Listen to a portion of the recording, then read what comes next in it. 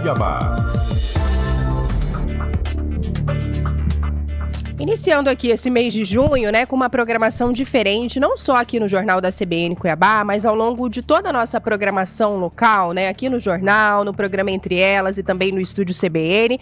Ao longo dos dias aí, nós distribuímos, né, algumas entrevistas especiais ao longo da nossa programação para falar um pouco mais sobre as questões ambientais aqui de Mato Grosso, ações que são realizadas aqui no nosso estado. Então nós vamos ter aí ao longo da nossa semana, né, o Dia do Meio Ambiente é comemorado na quinta-feira, né, quinta-feira, dia 5, mas ao longo dessa semana nós vamos ter uma série de pautas voltadas a essa temática. Vamos falar do meio ambiente também na área do esporte, na área da política, na área da economia. Enfim, um convite para que você participe conosco e que a gente possa, né, continuar sempre aqui na CBN Cuiabá estimulando esse diálogo entre os ouvintes, promovendo aí também uma audiência ativa e consciente. Para abrir essa nossa semana de entrevistas especiais, a gente convidou e recebe gentilmente aqui a doutora Ana Luísa Peterlini, promotora de justiça, para falar um pouco das ações do Ministério Público de Mato Grosso quando a gente trata das questões ambientais. É um prazer recebê-la aqui mais uma vez, doutora. Fica à vontade para dar um bom dia para a nossa audiência. Bom dia, Camila. Bom dia, Pedro. Bom dia a todos os ouvintes. É um prazer estar aqui com vocês para iniciar aí as comemorações, vamos dizer assim, da Semana do Meio Ambiente. Que bom. Então já convidar, né, Pedro, sempre a nossa audiência a participar por aqui. Tem alguma dúvida, tem algum questionamento para o Ministério Público, hoje representado aqui pela doutora Ana Luísa, só encaminhar para a gente, vai ser um prazer conversar diretamente com você ao longo de toda essa semana. E eu queria, doutora, que a senhora começasse ilustrando, né, um pouquinho para os ouvintes, como é que é o papel do Ministério Público quando a gente trata da questão da proteção do meio ambiente aqui em Mato Grosso? Bom, o Ministério Público tem o dever constitucional, né, de defender o meio ambiente. Está assegurado na Constituição e isso nós fazemos já desde da Carta Constitucional de 88.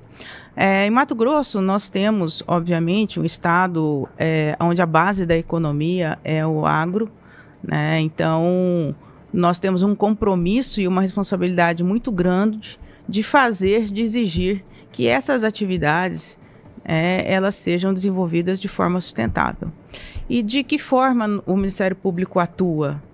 Nós atuamos, muitas das vezes, tentando fomentar políticas públicas que sejam sustentáveis, né, exigindo que o Estado, que o município, né, desenvolvam essas políticas, atuem de forma a permitir esse desenvolvimento e, ao mesmo tempo, trabalhamos nas questões das sanções, né, na responsabilização civil, na responsabilização criminal de infratores que, porventura, acabem degradando o meio ambiente. Então, esse é um papel que a gente vem desenvolvendo e o Ministério Público está, posso lhes dizer, bastante atuante, né, na esfera da responsabilização. E essa estrutura hoje, doutora, ela envolve um número significativo de promotores? Como é que é essa divisão lá dentro, né? Tem um núcleo específico para tratar das questões ambientais? Essa pergunta é bastante relevante, por quê? Porque nós não temos um núcleo específico que trata sobre isso. Cada promotor, em cada comarca, né, atua trabalhando na área ambiental. Uhum. Então, nós temos aí pulverizado, né, pelas comarcas do estado de Mato Grosso, pelas promotorias, né, no interior, na capital, nas grandes cidades do estado, promotores que são responsáveis por essa atuação. Perfeito. Pedro Panoc, junte-se a nós, meu amigo. Obrigado, Camila. Bom dia mais uma vez. Doutora, obrigado pela sua participação aqui. A senhora mesmo menciona, né? A gente está lidando com um estado muito grande e a gente tem também 3 biomas aqui em Mato Grosso. São áreas mais... tem áreas, a minha pergunta, mais sensíveis ou vulneráveis aqui no estado, que demandam maior atenção do Ministério Público, até diante disso que a senhora coloca ali... não tem, de repente, tem esse núcleo, né, que cuida, mas tem essa dificuldade de distribuição. Quais são as áreas mais sensíveis, as dificuldades que o Ministério Público encontra em tratar da situação do meio ambiente em Mato Grosso, doutora? Olha, nós temos aqui no estado 3 importantes biomas, diga-se, Mato Grosso é o único estado que tem 3 biomas diferentes, né, dentro do seu território. Então, e são biomas importantíssimos, né, para o mundo, na verdade, né? Nós temos a Amazônia, nós temos o Pantanal e nós temos o Cerrado. O Cerrado é o berço das águas, né, e é a região mais produtiva do estado. Nós temos a Amazônia, com toda a importância que a floresta tem, né, como pulmão do mundo, e temos o Pantanal, a maior planície alagável do planeta, né, e que vem sofrendo nos últimos anos, né, repetidamente com incêndios florestais de grande magnitude. Então, na verdade, a nossa prioridade é defender esses 3 biomas, né? É proteger esses 3 biomas tão importantes para o mundo, não só para o Brasil, não só para Mato Grosso, né? Então, eu acredito que a cada ano, evidentemente, existem particularidades que nos levam a atuar, né, em um bioma com um pouco mais de relevância, né? O ano passado e esses últimos anos tem sido realmente o Pantanal. Acho que justamente por conta desses impactos que vem sofrendo, né, em sua vegetação, com a escassez de água, os animais que nós temos perdido aí por conta de toda essa situação. Então, eu acredito que o Pantanal tenha sido assim um foco mais importante nesses últimos anos para o Ministério Público. E, doutora, quando a gente fala principalmente, né, com relação ao Pantanal, né, sempre vem aquele debate, né, queimada no Pantanal é algo inevitável, uma hora ou outra vai acontecer com maior ou menor intensidade, outros falam, né, não, é de fato exclusivamente a ação do homem. A senhora que atua nessa área há tanto tempo, né, e acompanhamos esses últimos anos aí de queimadas, secas mais severas, tem como encontrar um responsável por essas ações? É questão da natureza mesmo, ou as ações do homem, elas impactam de fato diretamente para esse cenário que a gente acompanhou nos últimos 3 anos, principalmente? Sim, eu acho que é um conjunto de fatores que levam a essa situação de seca extrema que nós estamos vivendo aí aos últimos 5 anos. É evidente que não se pode negar, né, as mudanças climáticas. O clima está cada vez mais quente, mais seco, né, ondas de calor intenso, e isso, obviamente, reflete, né, nesse aumento dos incêndios. Mas também nós não podemos negar que essas mudanças do clima, né, e que este clima mais seco, né, também são obras do homem, né, são ações humanas que têm levado, sim, às degradações. Então, nós temos uma série de fatores que contribuem para isso, né? Evidente que pode acontecer que um incêndio inicie por um raio, ou inicie-se por questões de o sol que bateu numa latinha, etc. Sim, mas 95% dos incêndios florestais se iniciam por ações do homem, né? E o Pantanal estando cada vez mais seco, porque nós temos estudos que mostram, do Mapa Biomas, por exemplo, que o Pantanal reduziu a sua superfície de água em 60%. Né? Então, se nós temos uma área mais seca, ela está muito mais propensa ao incêndio do que há anos atrás, que aquela área era alagada. Então, nós temos uma série de fatores que têm levado a este aumento. E sim, passa pelas alterações do clima e sim, passa por ações do homem. 8h24, Pedro. Vamos trazer a primeira participação aqui do nosso ouvinte. Luciano Ramalho está sempre aqui em contato conosco, mandou um áudio com um questionamento aqui para a doutora Ana Luísa Peterlini, promotora de justiça, que está aqui abrindo a nossa série, né, de entrevistas ao longo dessa semana, tratando sobre as questões ambientais aqui em Mato Grosso. Hoje, mais precisamente, voltado aí à atuação do Ministério Público Estadual aqui do nosso estado, quando a gente fala dessas ações aí relativas ao meio ambiente. Luciano tem uma participação aqui ainda nesse nosso primeiro bloco. Bom dia, CBN. Semana que antecede o Dia do Meio Ambiente, né? Eu queria fazer uma pergunta. Quando é que nós vamos parar de jogar esgoto nos córregos, nas nascentes? Os córregos urbanos nossos são esgotos, né? Não é civilizado fazer isso, né? Jogar água servida na própria água que vai voltar para a gente beber de novo. Eu acho uma temeridade, tecnologia nós temos para ir ao espaço e continuamos captando esgoto das nossas casas, dizemos que temos esgoto em casa, né? Ele é canalizado e jogado nos córregos. E então, o que falta para resolver isso? Tá aí, doutora, fica à vontade, né? Um tema aqui que o nosso ouvinte aborda, a questão dos esgotos nos córregos, tanto aqui em Cuiabá, Várzea Grande, ainda um tema bastante sensível e delicado, né? Sim. Veja, há pouco tempo atrás, acredito que cerca de 10 anos atrás, nós tínhamos somente cerca de 30% de rede de esgoto em Cuiabá. nós conseguimos avançar muito. Então, hoje nós temos, né, algo em torno de 90% de rede de esgoto na cidade de Cuiabá e acho que 70% em Várzea Grande. O que isso significa? Significa que nós já temos essa rede passando na porta da casa das pessoas, né, na porta dos comércios, e essas pessoas elas precisam se ligar a essas redes. É inacreditável a gente imaginar que o esforço, né, que foi feito para alcançar essa cobertura de rede de esgoto e as pessoas ainda continuam com as suas ligações em rede de água pluvial ou com as suas fossas, né, em casa. Então, nós precisamos fazer com que as pessoas se conscientizem da necessidade de fazer essas ligações para que esse esgoto não vá para a rede de água pluvial e que não caia diretamente nos córregos. O esforço foi feito, agora compete à sociedade, né, promover essas ligações. Inclusive, existe até um programa, né, um projeto que está em desenvolvimento no Ministério Público, chama-se Interligue Já, né, para que as pessoas sejam motivadas, né, a se ligar. Então, é um trabalho feito pela Prefeitura de Cuiabá, pelo Ministério Público, pela Agência de Águas, enfim, para que a gente consiga aí avançar nessa temática. E tem muita resistência, né, Pedro Panoc, que a gente observa quando a gente trata ainda dessa questão, antes da nossa pausa aqui pro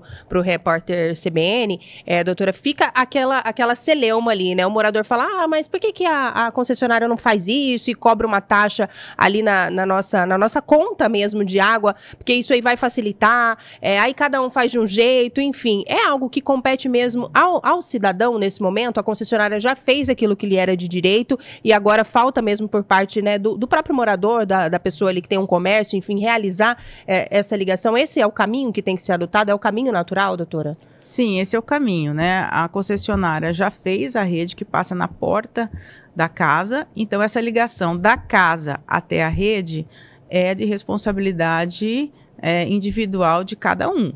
Evidentemente que nós temos pessoas que têm dificuldade até pelo custo disso. Então, isso é um trabalho que tem que ser feito, né, com a própria prefeitura, né, para que haja um projeto, né, de financiamento dessas ligações, né, da própria concessionária, mas a responsabilidade, de fato, é do particular.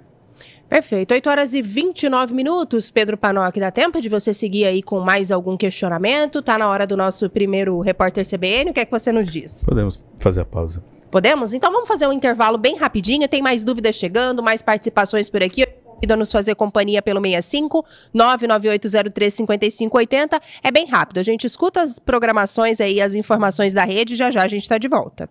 Volta aqui a CBN Cuiabá, amanhã de segunda-feira, dia 2 de junho de 2025. Olha a ideia do seu Pinheiro por aqui, ó, Pedro Panoc. Antes da gente retomar aqui a nossa pauta dessa manhã, ele mandou um bom dia para todos vocês e falou assim, olha só, pessoal, uma observação.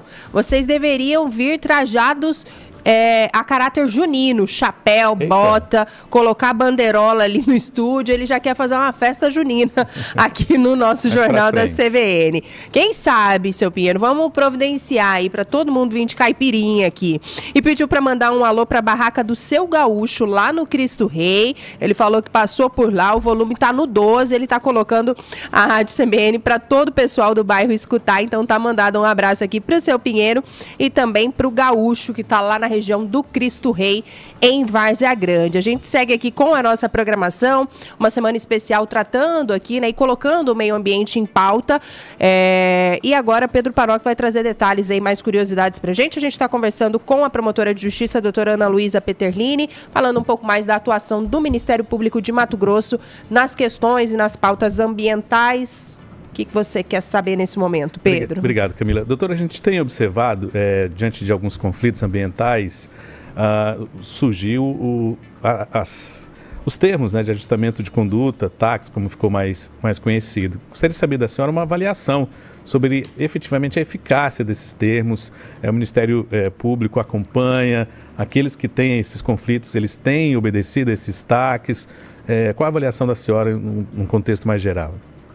Bom, a gente tem observado uma crescente solução de conflitos por meio de acordos. Essa é a tendência hoje, né? Para que a gente não se socorra do judiciário para tentar aí sobrecarregar o sistema de justiça, e tentar resolver as questões de uma forma consensual.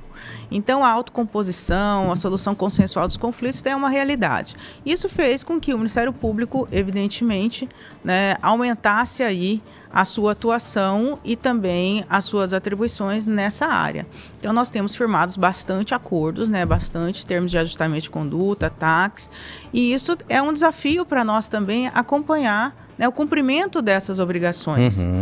Então, de fato, a gente conseguiu avanços nesse sentido. Eu acho que acordos positivo tanto para o Ministério Público, para a sociedade, como para o próprio infrator, que vê ali solucionado, mas tem a obrigação de cumprir com aquilo que ele se comprometeu.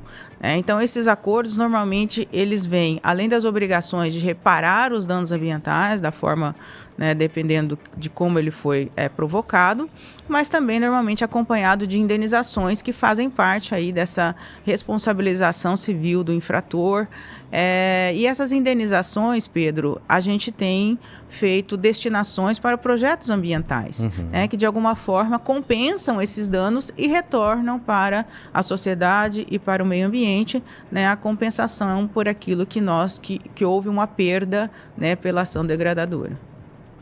Seguindo aqui, Pedro, trazendo mais dúvidas dos nossos ouvintes, estou tentando baixar um áudio também que o nosso ouvinte encaminhou aqui para mim, não estou conseguindo ainda, mas vou trazer o questionamento aqui do Alexandre. Ele manda um bom dia para a senhora, doutora, e fala assim: considerando que o Ministério Público de Mato Grosso tem como missão zelar pelo equilíbrio entre a preservação ambiental e o desenvolvimento socioeconômico do Estado, qual a posição institucional do MP em relação à construção da Ferrogrão, que ligará Sinop a Miritituba, no Pará? Trata-se de uma infraestrutura essencial para a logística nacional, com traçado previsto ali para ao longo da BR-163, o que, em tese, minimizaria novos impactos ambientais e se distancia de áreas indígenas, ao contrário do argumento utilizado por partidos políticos de pouca representatividade para judicializar e paralisar a obra. Como o MP enxerga esse cenário diante de interesses maiores da população mato-grossense? É a pergunta do Alexandre Ramos, que está aqui conosco nessa manhã. Bom dia, Alexandre.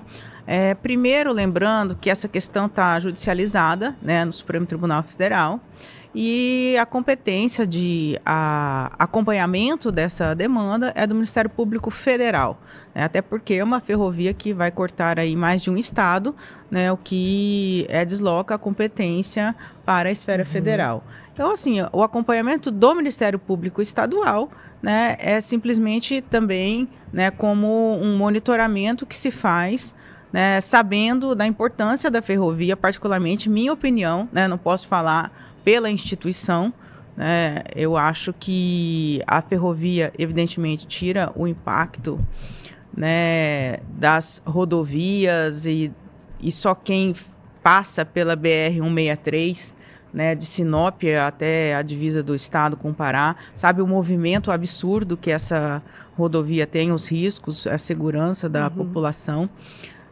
Evidentemente que a ferrovia tem impactos absolutamente positivos nesse aspecto, mas também tem os impactos negativos ambientais.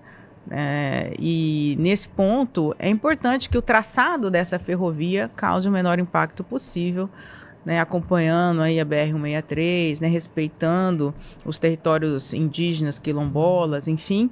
E eu acho que é esse o entrave que deve ter travado essa discussão no STF. Então, eu espero que isso se resolva o mais rápido possível para a gente garantir, ao mesmo tempo, a preservação de um melhor traçado para essa ferrovia, mas a segurança também aí para o escoamento da safra agrícola. Tem uma pergunta do Daniel, Pedro, ele mandou um áudio aí pra gente também, é mais ou menos naquela linha ali do que você questionava a doutora Ana Luísa e que ela falava também sobre essa questão de solução de conflitos por meio de acordos, mas o Daniel ainda ficou com uma dúvida, será que essa galera tá pagando, não tá? Vou trazer a participação dele também nessa manhã. Vamos ouvir.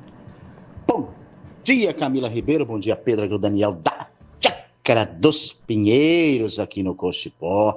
Mandar um bom dia pro meu bairro, que sabe que tá ligado aí. Melhor rádio de Mato Grosso, do que não do Brasil. Fazer uma pergunta à promotora, A gente vê muitos casos aí de fazendeiras na época da seca aí, queimando grande parte, do meio ambiente aí, E no geral também os animais morrem aí, é muito triste, As multas são astronômicas, Mas mas efetivamente é cobrado deles, porque a gente só sente alguma coisa lá quando mexe no bolso, né? Efetivamente é cobrado isso, ou ele vai postergando isso na justiça, né? Recorre por instância aí e vai acabando passando o tempo, daqui a pouco nem ele é dono mais daquela área. Isso acontece realmente? E quais os casos, né, que repercutiram na imprensa que foram punidos, né, esses que fizeram mal ao meio ambiente? Se a senhora puder responder, agradeço. Um bom dia a todos. Fica à vontade, doutora. Daniel. Bom dia, Daniel. Obrigada pela pergunta. Eu acho que nós temos várias situações, né? Nós temos situações daqueles que são autuados e vão recorrendo, né, administrativamente na justiça, postergando o pagamento dessa multa. Isso é muito comum. Muitas prescrevem também, né? Só que agora existem a possibilidade também de se fazer acordos, né? A SEMA tem feito aí vários multirões ambientais buscando solucionar, né, esses conflitos administrativamente. Então, muitas multas têm sido realmente pagas, outras, de fato, continuam aí sendo postergadas e muitas vezes acabam sendo prescritas. Então, são situações que existem e vão continuar existindo, porque é natural que cada um entenda e opte aí, né, ou pelos acordos ou pela discussão dessa multa.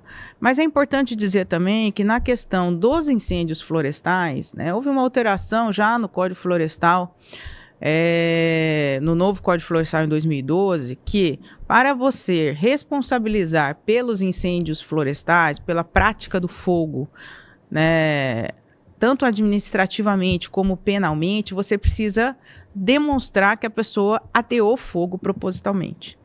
Essa prova nem sempre é fácil, né? Às vezes a gente sabe que aquela área pegou fogo, mas não sabe se o fogo iniciou ali e se foi pelas mãos, né, do responsável ali pela área.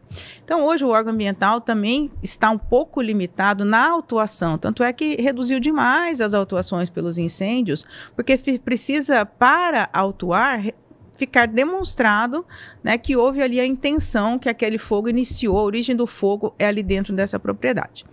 Então, isso tudo veio para acabar dificultando um pouco, né, as responsabilizações do fogo, mas existe a responsabilização civil, né, na qual o Ministério Público ele é responsável por fazer isso, né, por responsabilizar o infrator civilmente, que independe aí de culpa, de dolo, enfim, basta ter tido a ocorrência do fogo, e é o que a gente vem fazendo no Ministério Público.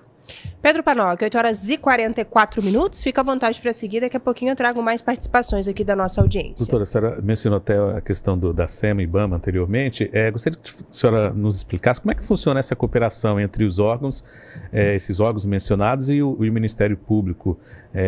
Vocês trabalham muito próximo, a gente sabe que o IBAMA e a própria SEMA, né, tem essa função praticamente umbilical. Como é que é agora essa, digamos, cooperação entre o Ministério Público e os órgãos de competência para cuidar do meio ambiente? Olha, a gente tem um excelente relacionamento institucional com todos os órgãos de controle, IBAMA, SEMA, município, enfim. E temos algo bastante importante, um avanço bem relevante que aconteceu, né? Hoje, as autuações do órgão ambiental, né, eles são encaminhados automaticamente para o Ministério Público. Então, eu tenho acesso praticamente em tempo real das autuações que são feitas, né, os promotores têm.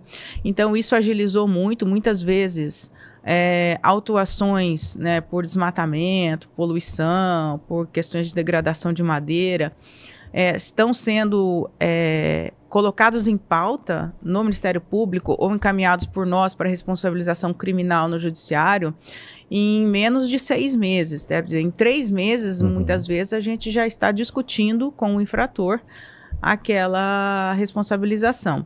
Então, isso foi um avanço. Eu acho que a tecnologia nos permitiu, né, ser mais eficientes, mais rápidos, tanto na responsabilização civil quanto criminal, tanto com a SEMA, né, quanto com o IBAMA. 8h46, a nossa convidada dessa manhã é promotora de justiça, a doutora Ana Luísa Peterlini. Você que está sintonizando agora, nós estamos em meio a essa semana aí do meio ambiente, tratando um pouco mais também da atuação do Ministério Público aqui de Mato Grosso, quando a gente trata aí das pautas ambientais. Ainda falando sobre essa questão da penalização, doutora, por crimes ambientais, a senhora entende que as penas hoje elas são muito brandas, estão ok dentro daquilo, né, que a gente considera importante quando trata desse assunto? Precisamos, talvez, de uma revisão nessas legislações, reformas ali legislativas para fortalecer essa responsabilização criminal de infratores, né, ali quando a gente fala dessa área do meio ambiente. Qual que é a avaliação da senhora com relação a isso? Olha, de fato, embora nós já tenhamos tido um avanço quando foi editada a Lei de Crimes Ambientais, em 1998, onde muitas condutas que antes não eram vistas como crime passaram a ser criminalizadas, mas as penas ainda são muito brandas, de fato, né? Nós precisamos avançar nesse sentido, porque a lucratividade, né, com o ilícito ambiental é altíssimo, né, e a punibilidade realmente ainda deixa a desejar. A maioria das penas, elas são penas de menor potencial ofensivo, ou seja, elas tramitam pelo juizado especial, né? Então são penas de até 1 ano, até 2 anos de prisão, e muitas vezes não reflete na gravidade, né, e na repercussão da infração e do ilícito ambiental. Então, na minha ótica, né, alguns crimes, alguns, não todos, evidentemente mereciam uma pena mais grave, né, por uma responsabilização, né, com um braço mais forte do Estado.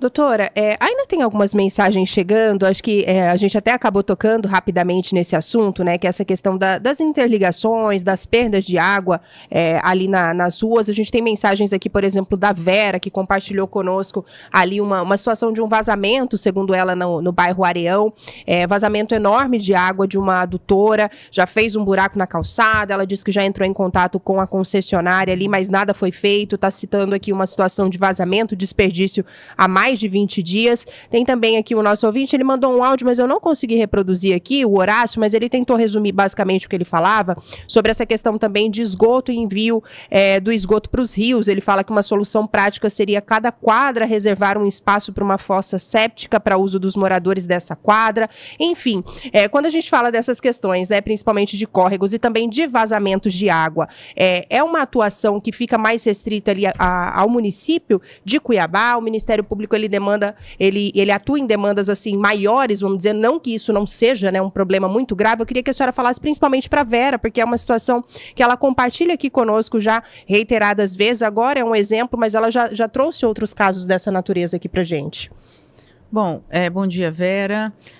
Veja bem, essas questões individuais, né, elas acabam sendo da competência do município e da Agência de Águas, porque o Ministério Público não tem a estrutura para atuar em questões individuais, por mais que elas tenham uma repercussão importante, né, dentro das questões ambientais. Nós procuramos trabalhar de uma forma macro, enxergando o problema, né, para que isso seja resolvido de forma difusa, coletiva. Ou seja, se a gente percebe que está havendo, por exemplo, muitos problemas de perdas de água nessa distribuição, a gente tem que tratar e atacar o problema de uma forma mais coletiva, né? Cobrando aí dos órgãos de controle, do município, da agência, que eles adotem, né, medidas para evitar essas perdas. Agora, individualmente, esses casos têm que ser levados imediatamente ao conhecimento, tanto da concessionária de serviço público, né, Águas Cuiabá, como também do município, para que imediatamente isso seja evitado, né, porque perdas de água é algo que realmente já não é mais concebido nos dias de hoje. A gente, voltando a falar, né, sobre essas ondas de calor, as secas extremas, né, que a gente tem vivido, tem reduzido muito, né, a quantidade de água, e isso reflete no uso, evidentemente, para a população e para os demais usos disponíveis de água. Tem uma outra polêmica por aqui, o Pedro Panoc, do Júlio César, tá tocando num assunto aqui delicado, doutora, ele fala aqui, ó, doutora, desde que entendo do sistema de preservação do meio ambiente, lá pela década de 70, 80, entrou em cena um novo ator, que são as ONGs. Viajam o mundo inteiro, angariando dinheiro, prometendo projetos que beneficiam o meio ambiente, e o pior, tem quem dá esse dinheiro, mas não vemos resultados concretos. Os membros dessas organizações continuam viajando, pedindo dinheiro, e os governantes continuam dando dinheiro para essas finalidades. Para mim, os valores não são usados com a finalidade que deveria, senão já estaríamos vendo algum resultado. As ONGs não me convencem e essa conta nunca vai fechar. O comentário que o Júlio traz aqui para a gente é um outro debate bastante polêmico, doutora, quando a gente fala dessas questões ambientais, né? Não sei se a senhora tem alguma observação com relação a esse assunto. De fato, essa polêmica existe, né? Mas é uma forma, a forma como se colocam, né? Eles colocam justamente para antagonizar, né, a questão ambiental, da questão desenvolvimentista, né? Eu acho que esse antagonismo, ele não é bom para ninguém, né? Ele só mascara o problema, né? O que eu acho que todos querem, na verdade, é um desenvolvimento e o que se busca sustentável.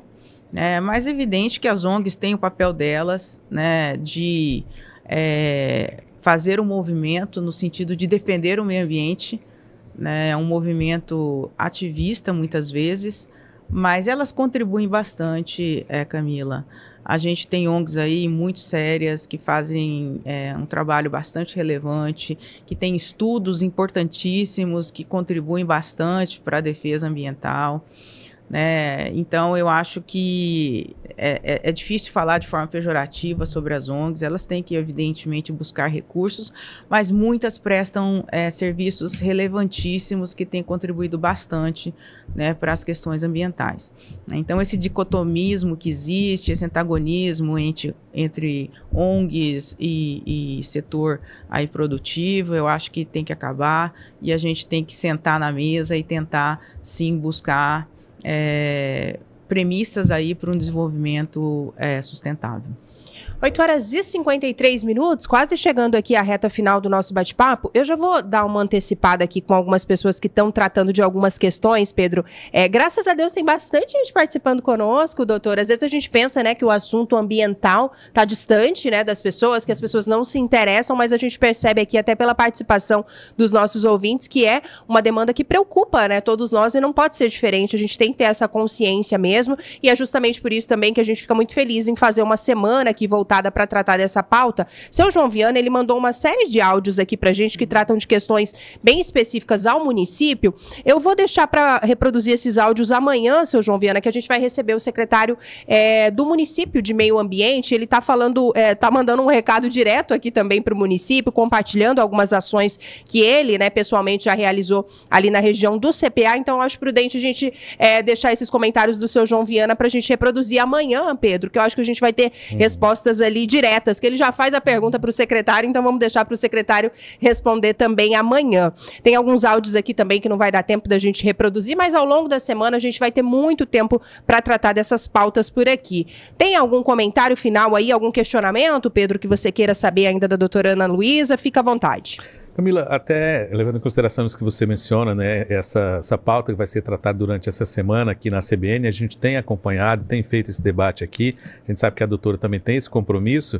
Doutora, eu gostaria que a senhora, nesse final, falasse sobre o papel da educação ambiental na transformação da sociedade. Como é que a senhora vê, acha que, de fato, essa mudança passa por um papel importante na educação ambiental? De algum momento isso até fez efeito, porque a gente tem acompanhado também, né, esse debate nos últimos anos, tem feito efeito, tem surtido efeito, perdão, e se daqui para frente a gente tende a partir de uma educação ambiental, ver a sociedade transformada, mais consciente em relação a esse tema? Com certeza, Pedro. É assim, a gente tem observado que nós estamos no despertar de uma consciência ecológica, né, de uma consciência ambiental. Né? E o que é esse despertar? É que eu acho que hoje as pessoas já perceberam e tomaram conhecimento da existência de problemas ambientais. Então, hoje, poluição, desmatamento, incêndios, esgoto, saneamento, são temas que fazem parte já da vida das pessoas e que refletem na vida das pessoas, né? Hoje os incêndios que acontecem no Pantanal ou no terreno do vizinho, entendeu? Eles interferem na minha vida, na minha saúde, na minha qualidade de vida. Então é isso que as pessoas precisam perceber. Meio ambiente não é algo à parte, ela é algo que eu estou inserida, né? E faz parte da minha vida, da qualidade de vida de cada um de nós. Então, nós já tomamos conhecimento dessa crise ambiental. O que nós precisamos agora, como indivíduo, como inserido dentro do coletivo? Perceber que nós temos responsabilidade, as nossas ações têm responsabilidade na vida das outras pessoas, na minha vida e no coletivo. Então, eu tenho que ter atitudes. Atitudes e adotar hábitos mais saudáveis. Então, cada um pode contribuir. Ah, mas eu não sou órgão de controle, não sou eu que coloco fogo, não sou eu que desmato. O que eu posso fazer? Eu posso fazer muita coisa. Então, assim, a água que chega na torneira da sua casa, ela vem de algum lugar. Então, eu preciso usar moderadamente, não desperdiçar. Eu preciso ter atitudes positivas com água, com energia, evitar consumo exagerado, produção de lixo, porque tudo que eu consumo gera lixo, e esse lixo vai causar poluição se ele não for descartado adequadamente, se ele não for destinado adequadamente. Então, assim, a gente precisa perceber que as nossas ações importam, e que eu preciso deixar, evidentemente, um mundo, um planeta melhor para os nossos filhos. Nós temos responsabilidade com as gerações futuras, porque o planeta é um só. Então, eu acho que nós já avançamos, Pedro, mas ainda temos que perceber a nossa responsabilidade individual e termos aí atitudes mais saudáveis, para com o próximo e para com o planeta. Tá aí a mensagem aí da doutora Ana Luísa Peterlini. Doutora, queria agradecer a participação da senhora aqui conosco mais uma vez, abrindo a nossa semana de entrevista especial aqui voltada às pautas ambientais. Sabemos também que o Ministério Público tem uma agenda bastante extensa, ao longo dessa semana. Vocês têm ali uma série de eventos, palestras, enfim, para tratar também dessa temática, mas gentilmente reservou um tempinho para bater esse papo aqui conosco. A gente agradece mais uma vez, agradece o pessoal também da assessoria de imprensa, mandar um abraço para o Jonathan, que eu fiquei pentelhando ele a semana inteira, mas deu tudo certo. Obrigada por estar aqui conosco. Fica à vontade para se despedir aí da nossa audiência, doutora. Não, eu agradeço o convite mais uma vez, Camila, Pedro, agradeço a atenção dos ouvintes e dizer que o Ministério Público está sempre à disposição para conversar sobre essa pauta, para dialogar sobre essa pauta, e também para trabalhar na defesa do meio ambiente. Então, um bom dia a todos.